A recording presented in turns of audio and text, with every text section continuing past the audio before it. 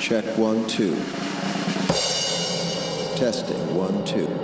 This is Mr. Nobody, podcast number 5. Petting the wolf.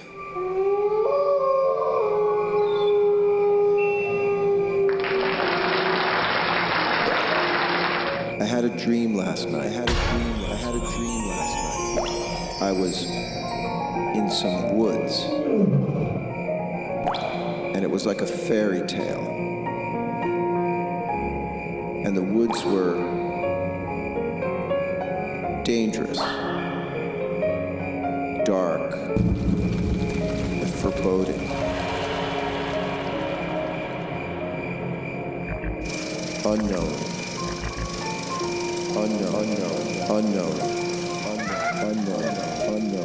I was with a friend.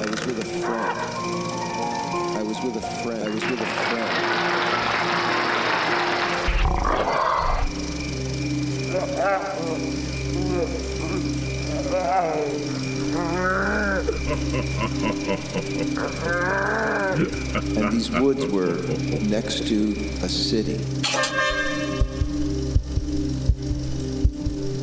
And in the city,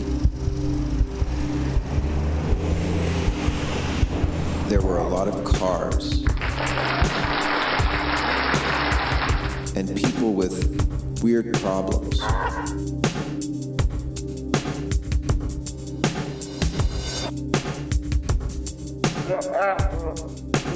In the city, I had suddenly found myself in the vestibule or small lobby of a building, and I encountered a thief coming through the door. A thief wearing the screw-on wooden table legs of my friend, unknown friend, whom I knew he had stolen them from and put them on himself, because I could hear him crying from beyond the door. Stop, thief. He had this weird smile on his face. I just happened to be there. Stop, thief. Although he didn't have legs himself, and he had already screwed the legs that he had stolen onto the bottom of his knees, it wasn't right for him to have stolen those legs from my screaming friend. And I couldn't let him pass.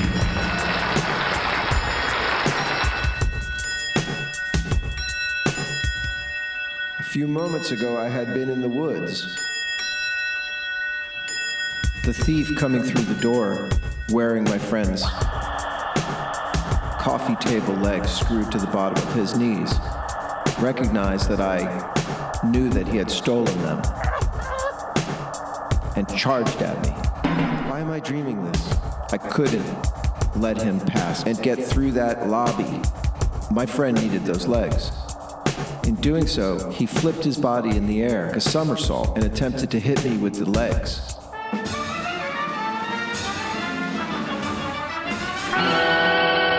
I moved out of the way just in time, and he landed on the ground with a thud.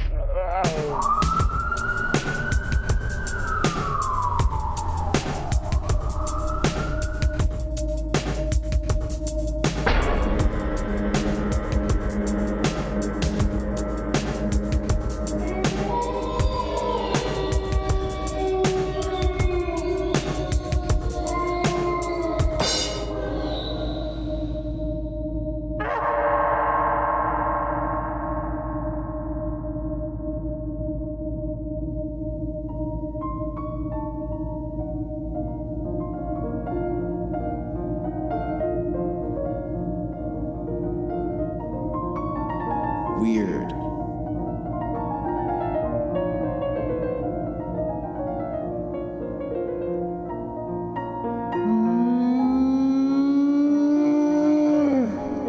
Woo. So, I didn't want to be violent.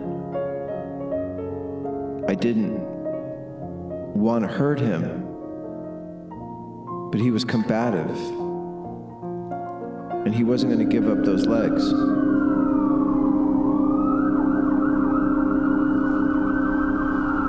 And there was a little bit of a struggle when I tried to unscrew them from his knees. He was kicking and fighting.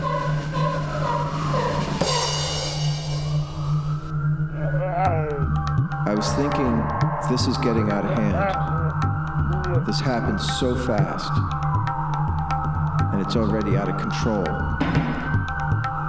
Because his agenda and my accidentally being there collided and found themselves opposed to each other. And here's where things got really weird. I held him down with my foot. I kind of shoved it against his neck on the ground to hold him down, to hold him still. And when I did, he kind of exploded in a gush of blood. And I saw all the color drain out of him. And it's almost like he disappeared into this blood. And that was a part of me I was surprised to encounter. I was horrified. While trying to do the right thing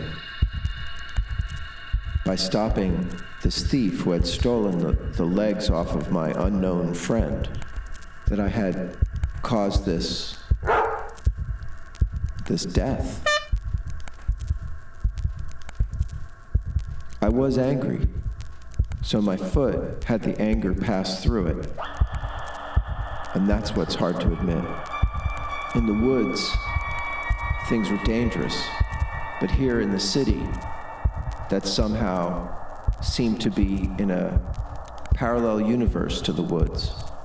Things were just as dangerous, but in a different way. You couldn't trust people, and you couldn't trust the situations that you found yourself in, because there were so many deep backstories and motivations that were just out of my control.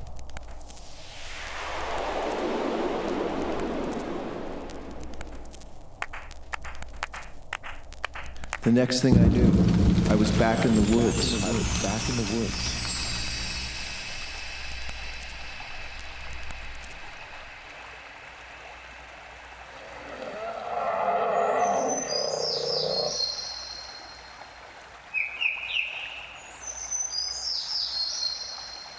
Chasing after a friend, pushing aside the leaves. And when I pushed through all the branches and the vines, I got myself down to the stream and found this person, my friend, whoever that was. He was trying to fish. He was trying to make a fish hook out of safety pins. And the string he had, the fishing line, was like twine that was wrapped around a piece of wood. And he had this really insistent vibe, that he had to do this. And when I looked down into the stream, I saw these monsters, these fish that were half anaconda, half fish. And they were like the size of huge arms that were wrestling and slithering in the water. And I could tell that they were much too powerful and cunning to ever get yanked out of that water, especially with the tools he was trying to use. It was a weird scene.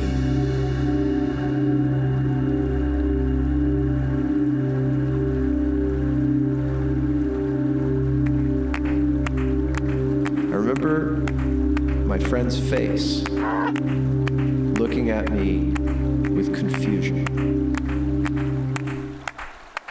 That he didn't understand why this wasn't working.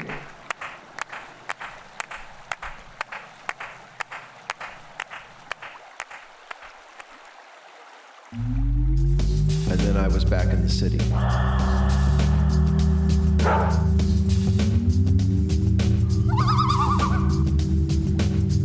Back in the city, cars and traffic lights.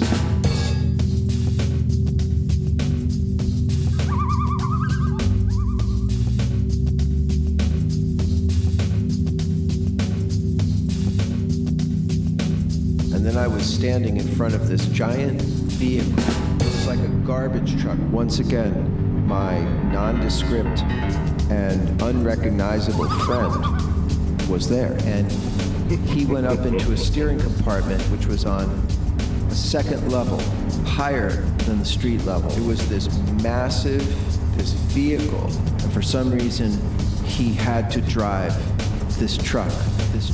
And I knew he couldn't do it.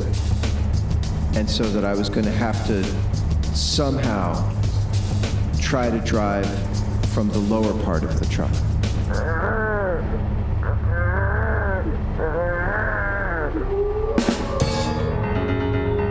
So I push some buttons and the thing starts up. And I do not know what's going to happen next, or how to drive this thing. I can't imagine how it's going to turn out well. This massive tank just starts rolling down the street.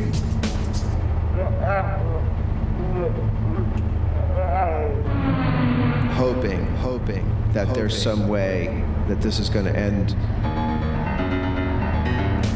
well.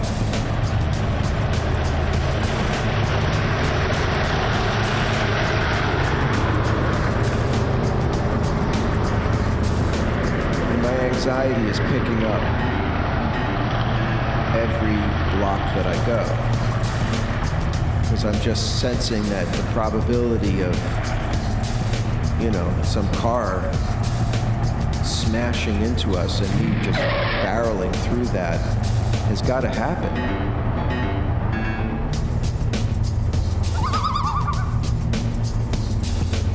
Just making all the traffic lights, as if this is somehow normal in the city. And as I move forward, it starts to get faster and faster.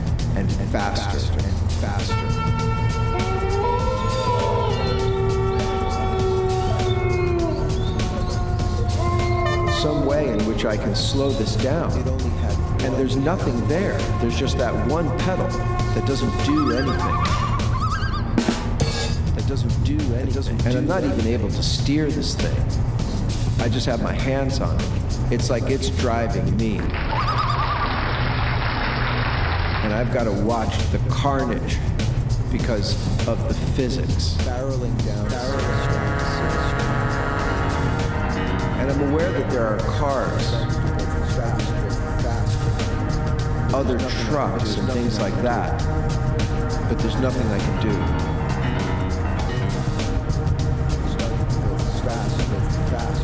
But there's nothing I can do. And fast. And when I get to a point where the truck is moving so fast, I make a decision to try to yank it up to the curb so that the curb would slow it down. What the fuck does this mean? The last thing I remember is that I put all my might to turn this truck, thinking that if I can get it to turn, to change direction,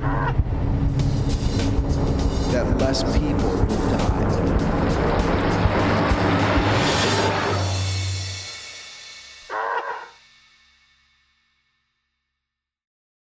And then I'm back in the woods, deeper into the woods.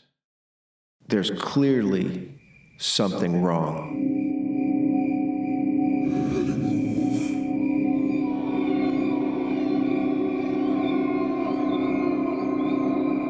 It was late afternoon, so not much light left.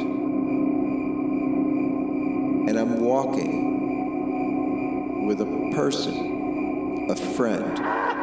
This time, my unknown friend was even more nondescript. It was like a sock puppet, kind of human size, out of focus. I had a feeling of concern for this sock puppet friend, but I also had a feeling that that person wasn't there. I was just seeing things. Was it myself? I don't know. But I remember always being worried about that person, whether it was the person who I was fishing with, who was struggling to get through the trees, to get to the edge of the stream, to try to throw their bundle of string in this water to catch those giant fish, or the person in the city who had their legs stolen from them. What the fuck does this mean? And now, thrust into these woods again, woods that I had been in before. I recognized that I had been there before, but wasn't extremely familiar, but knew that there was a path. I knew that there was a way through these woods.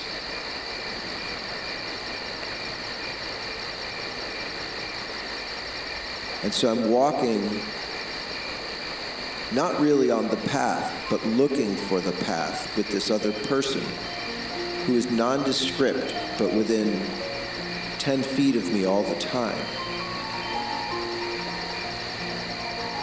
And I become aware of two things. One, that we're lost. And two, that we're being hunted.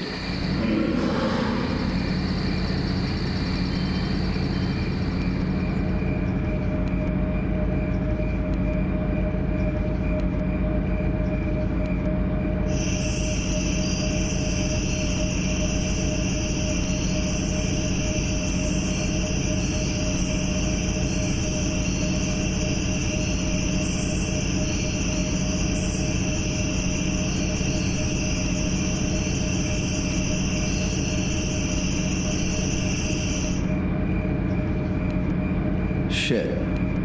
Yeah. Something was trailing us, watching us, tracking us through the woods. We didn't exactly belong there. We were at a disadvantage. This thing, whatever it was, could see us, but I couldn't see it yet. I started to hear a large animal darting around with unusual speed, and I'm feeling fear in this dream, knowing this knowledge too late.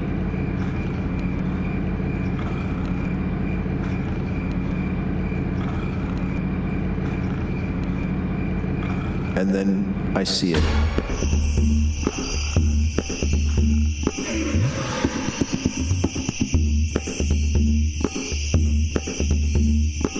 It stops in the woods right before us and sizes us up.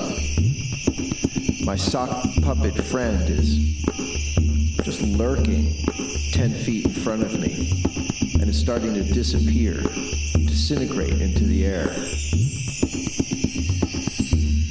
And I'm staring, and I can't even tell what it is yet, because the words haven't come out of my mouth through my brain yet.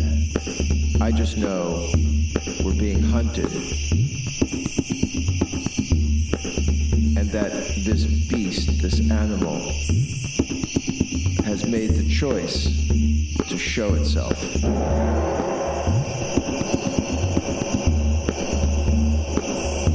And I just see its eyes, and I just see that it's big and it's on 4 legs. And then it's gone.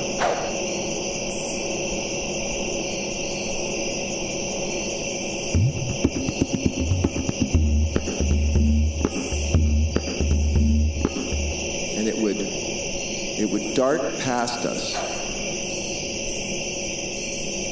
as we're crunching down through the leaves. Moving forward, I realize I have to find some way to deal with this, some weapon. All I have is my hands, which I look at and they're just empty and vulnerable. And my sock puppet friend is becoming less and less present.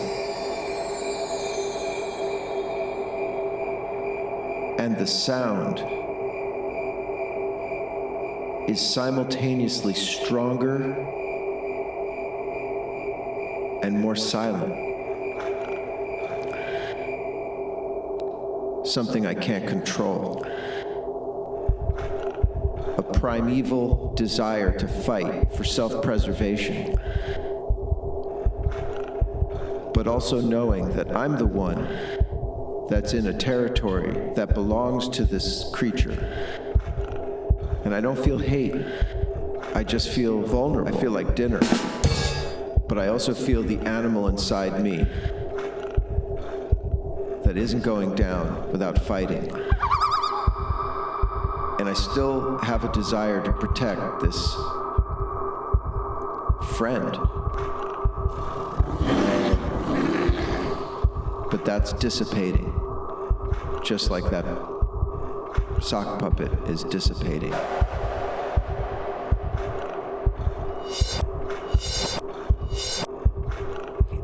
But in the woods, that animal had intentions of its own. It had designs and hunger, an agenda.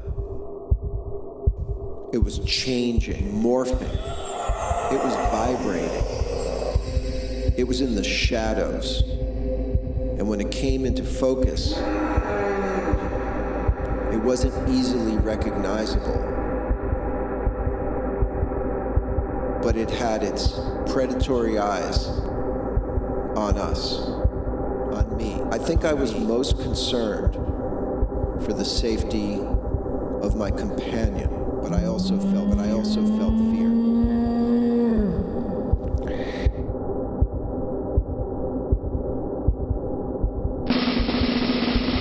As we're moving through these woods, I encounter some people escaping the woods,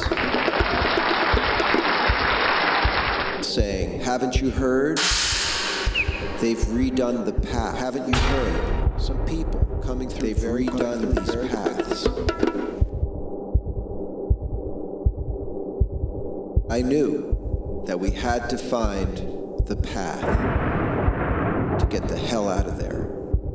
And the people were running one way, and we were going the other way.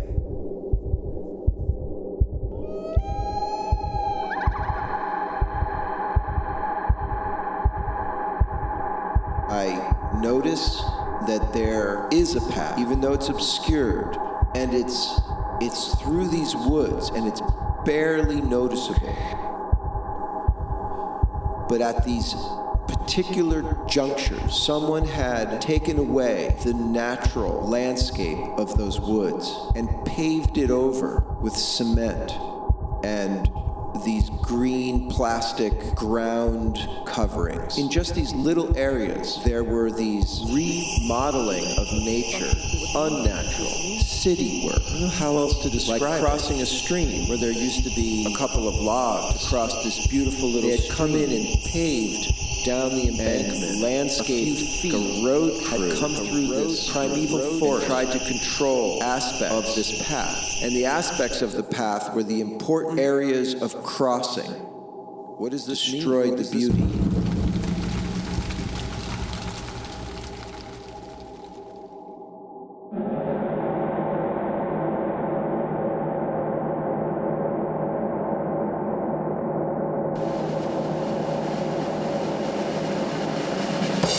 There is a path here, and we got to get the hell out of here. And we're being hunted in a terrain indigenous to the animal that's pursuing us.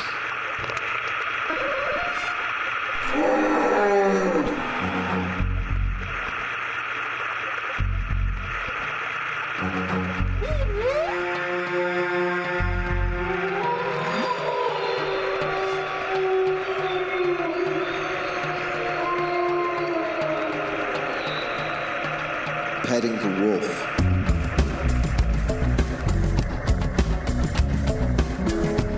After a few feet, when I recognize that there is a path, and the reason I couldn't find it is because it had been distorted.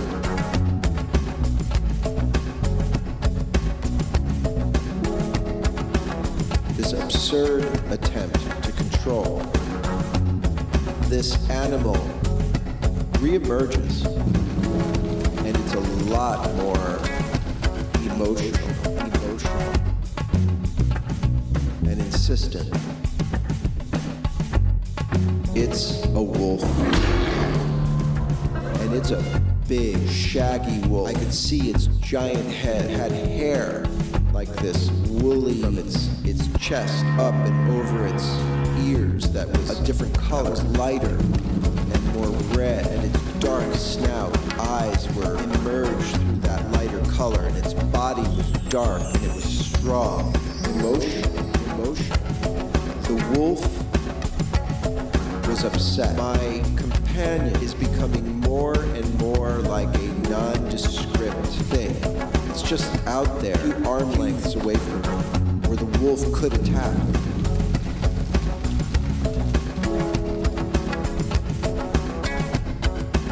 And so the wolf is circling. I realize I have to take an action. It's getting dark. I cannot let this wolf attack us without defending. I look on the ground to find anything I can. What I see on the ground is a fallen tree, tapered at the end. So I had to lift this large thing and swing it along the ground. I didn't want to hurt the wolf. I could not let him pass. I can feel that the wolf is upset. Not angry, not hungry, not hunting, but upset. As I'm swinging this giant piece of tree in a circle, the wolf appears an arm length just behind me to my right. And I look down and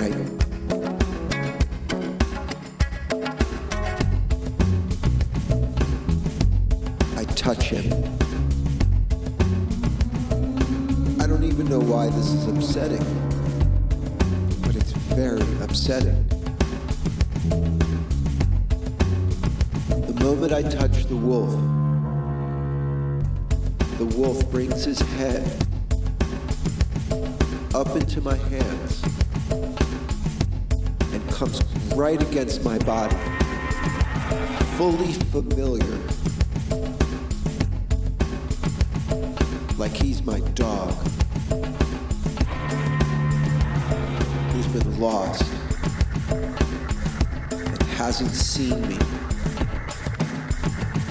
and is finally, what is that word? Reconnected, reconciled, reunited. That's the word. This wolf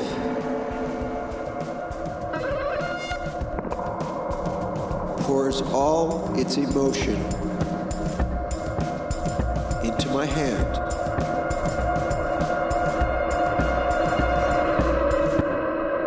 And I rub that colorful fur that's around his neck, where this animal is communicating to me and saying, "Where have you been? I have been lost in these twisted woods."